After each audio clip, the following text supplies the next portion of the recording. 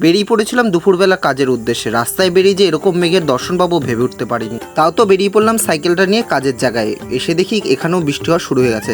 দুই বন্ধু ছাতা মাথায় চলে এসেছি কাজের জায়গায়। আর আজকে ছিল একটা ছোট্ট বাচ্চার অন্নপ্রাশন, তো বাড়ির লোকেশন তো দেখে নিয়েছো। আর এটা হচ্ছে খাওয়া দাওয়ার জায়গাটা।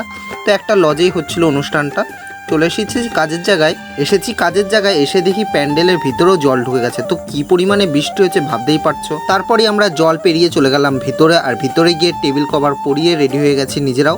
আর এখানে দিয়েছিল আজকে পানের স্টল। পানের স্টলটা কেমন সাজানো হয়েছে অবশ্যই কমেন্ট করে জানাবে তোমরা। তারপরেই আমরা আস্তে আস্তে লোক খাওয়ানোর জন্য প্রস্তুত হয়ে যাই এবং আস্তে আস্তে লোক বসতে থাকে। আর আমরা তারপরেই লোক খাওয়ানো শুরু করে দিই। তারপর অনেকক্ষণ লোক খাওয়ানোর পরে আমরা ক্লান্ত হয়ে গেছি আর চলে গেছিলাম আইসক্রিম স্টলে।